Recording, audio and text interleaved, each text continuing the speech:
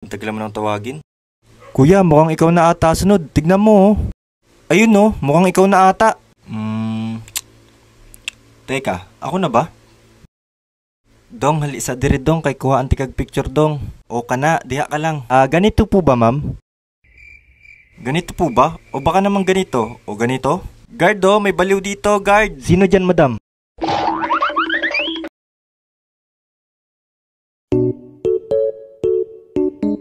Ano ba yan? Wala na akong pera. Mukhang kailangan ko na ata maghanap ng trabaho. Kuya, gusto mo sumama? Maghahanap kasi ako ng trabaho, kuya, sa Ormoc. Sige Ron, sama ako. Bukas ka ba mag-a-apply?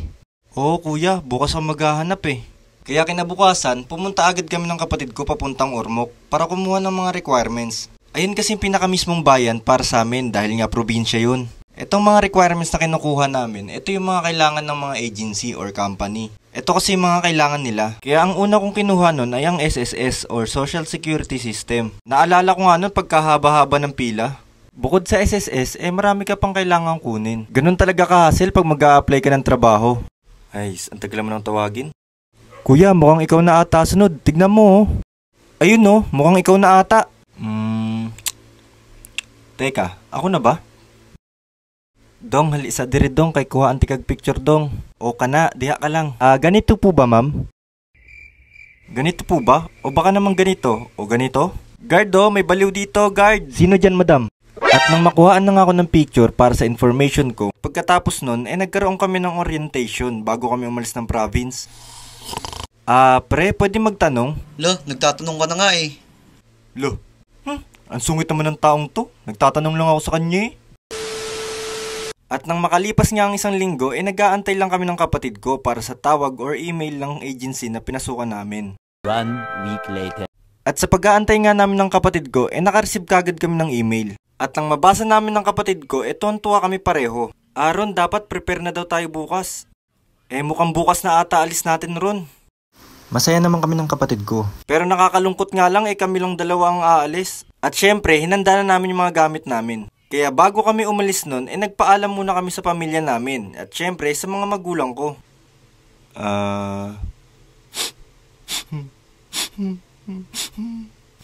Paalam na sa inyong lahat ha. At kami baka maiwan na din. At nang makaalis na nga kami ng kapatid ko, dinaan na rin namin yung Sapa. Ayun kasi ang pinakamabilis na daan. Meron pa namang ibang daan, pero nandun yun sa pinakadulo. Ang dadaanan mo kasi sa amin Sapa, tapos bukid na. Ganito talaga sa probinsya, medyo malayo kasi kami sa baryo eh. Kaya nang makatawid kami sa Sapa, ang sunod namin dinaanan ay Palayan, papuntang baryo. Doon kasi kami mismo sasakay pagdating namin doon. Kaya pagdating namin ng baryo, agad kami sumakay papuntang Kananga. Ron, ano daw sabi ng agency na pinasukan natin? Teka, double check ko na lang. Ang sabi papunta na daw. Abangan daw natin at ihinto daw sila sa munisipyo. Ayun na pala oh. At nang nakarating na nga ang bus, nakita namin yung core namin sa tapat lang mismo. Kaya nang makapasok na kami, agad kami naghanap ng upuan. Ang pagkakatanda ko nun bandang likuran kami. Sobrang layo kasi ng probinsya namin eh.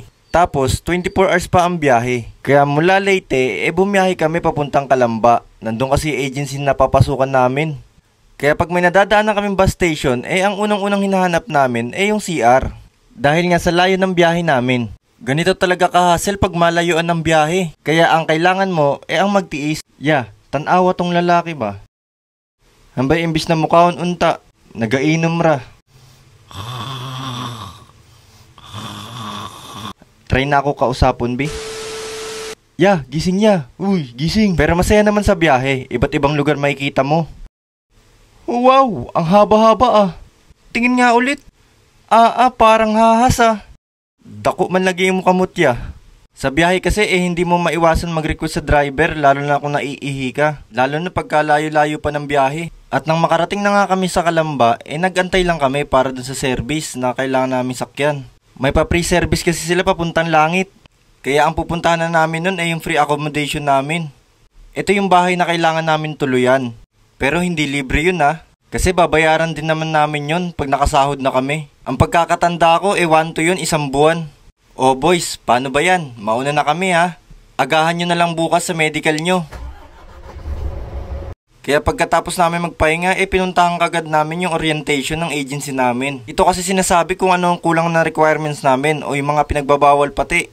Lalo na sa company, mahigpit dun, ang daming bawal. Pre, bakit ka nga pala nag-apply? Ako pre, kaya ako nag-apply para makabili ako ng alak. Ay, pangbayad pala kay Auntie Juicy.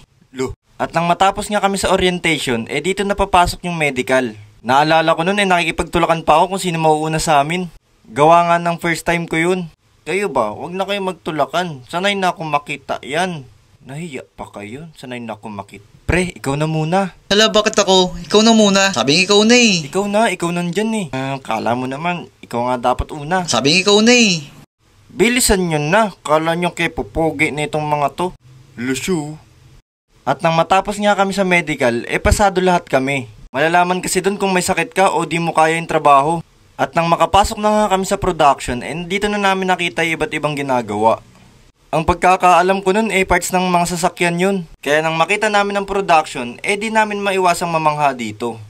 Ako nga pala si Ate Racy nyo, ako rin yung magtuturo dito. Ikaw, anong pangalan mo? Ako po ba? Hindi, yung katabi mo. Siyempre, sino pa ba? Di ikaw lang naman yung nandyan nakatayo. Ay, pasensya na po, kala ko hindi ako eh. O ganito gagawin mo ha, tetapan mo lang yung mga kawad gamit tong tape na hawak ko. Kailangan kasi balot na balot yung kawad para iwas na rin sa defective ng mga product natin. Sige po Ate Racy, ako na po magpapatuloy niyan, gagawin ko na. Nung nag-start na nga ako mag-tape para tapean yung mga kawad, hirap na hirap ako. Tapos ang masama pa dun, nanginginig na yung kamay ko at dumudugo pa. Sobrang talas kasi ng kawad eh. Utoy, puro defective gawa mo Ikaw ba yung bago dito? Yung kawad kasi na tinitapan mo, puro mali. Ano ba yan? Opo. Pasensya na po. Nagkamali po siguro ako. Ha? Ano sabi mo, Utoy? Pasneya? Hindi po. Sabi ko po, pasensya po kako. Ha? Pasensya na, Utoy. Wala akong nail cutter dito eh. Sabi ko, pasensya kako. Hindi kuko. Ano ba naman to si ate? Pero nakapag-start naman na kami ng kapatid ko noon, kaya walang problema. Ang kinagandahan lang sa company na yun, pwede magkapatid. Sa ibang company kasi, bawal yun. Sa una lang talaga mahirap pag nagtrabaho ka, pero masasanay ka din. Wala naman kasing madaling trabaho. O paano ba yan? Hanggang dito na lang. Huwag niyong kalimutan mag-subscribe at i-hit ang notification bell para updated kayo sa animation na gagawin ko.